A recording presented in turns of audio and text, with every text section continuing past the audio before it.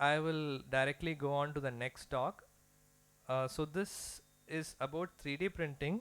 It's quite a long set of slides because it was originally planned for a longer session. I'll go through it quickly. So part of it was prepared by Dr. Rajesh Vedachalam, who couldn't join us for this year. Last year he was there in our session.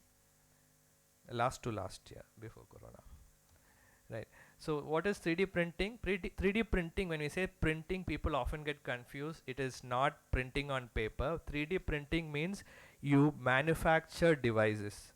Okay. So you have a design, you do a design on computer, and then you use a software which will convert into a format for a manufacturing machine, that is a 3D printer, and that will make the thing, and then you might polish it to make it smooth, the surfaces smooth, color it, etc. And that is how you get a product. These are different materials which can be used, and this is the different types of printers. So you mostly use FDM, fused deposition modeling printers. These are the things which are usually seen, and you also might use SLA printers, and these are the two types of printers which are easily available. And don't think these are very expensive. The cheapest printers in FDM come at around 18,000 rupees, so you can buy it and use it at home. And the SLA printers, they come at around 30,000 rupees. And yes, so you can use all these printers. Can use all these printers, and the uses of 3D printing are various in various fields, starting from education, aircraft, construction, design, manufacturing, and medical. Medical is what we are interested in, so I'll quickly go over these slides. Education, then you have 3D printing in construction. IIT Madras 3D printed a house. Okay, so that is not using this printer, that is using a concrete printer. And then it is used in aviation. There is a 3D printer on the International Space Station, and you can use it for food. And in space, on the International Space Station, the 3D printer is there.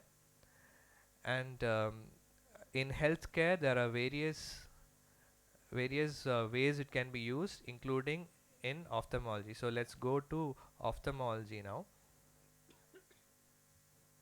So ophthalmology, we have um, implants, we have devices, and we have bioprinting of cornea. And this is an article which I have written about 3D printing in ophthalmology.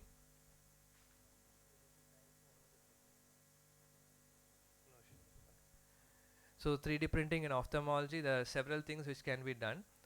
So this is one of the devices which we have done. There is an adapter for slit lamp for a smartphone. You can download, print, and fit it. And this is a smartphone fundus camera which can be 3D printed. This is by Dr. Hong Xiang, and he has put it on Thingiverse, where you can download 3D things, print it, and use it yourself. I have a few designs of mine on Thingiverse as well. So this is how the printer works. It deposits layer by layer of plastic. This is a PLA plastic. PLA and ABS plastics are the most commonly used ones. And then you can use this to 3D print indirect lens adapters, that is for smartphone photography.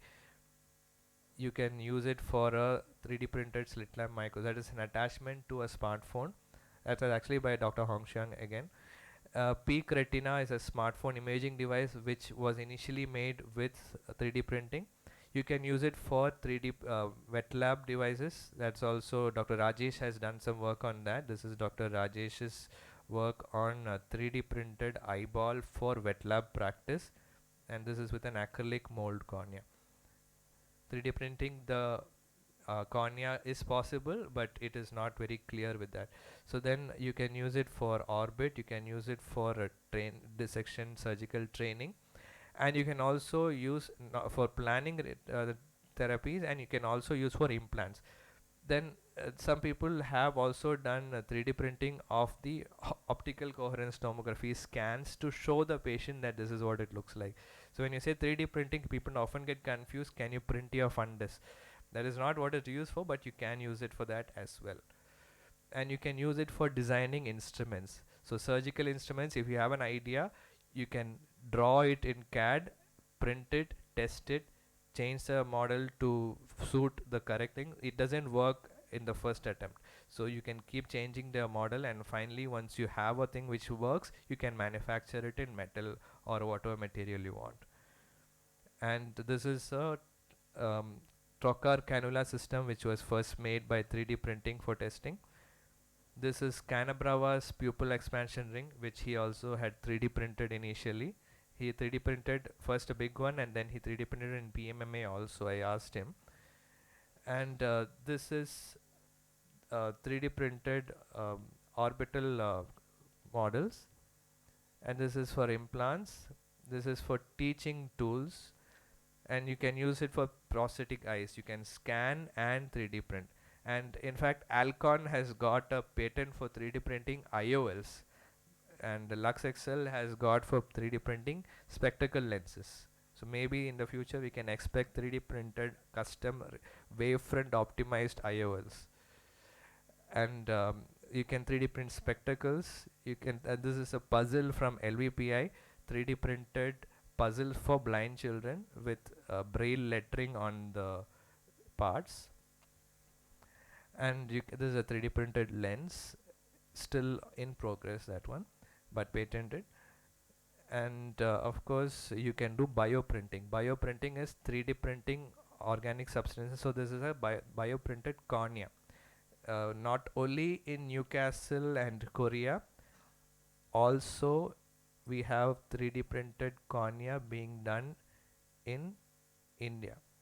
Okay, so this is not far away, it is here in Bangalore. And the transparency is still being worked on, but if you have 3D printed cornea with stem cells, you can implant it without risk of rejection. And 3D printing retina is also being looked at. Nothing has been done practically so far, they are just testing it.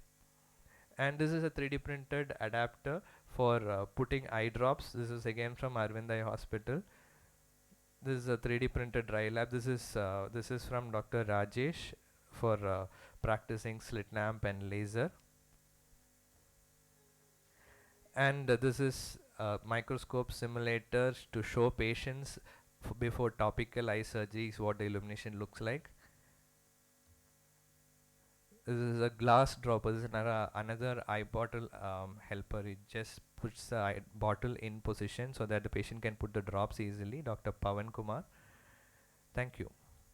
So that is about 3D printing in ophthalmology. We'll go to the next talk. At the end of the session, if we have time, I'll just cover virtual reality also.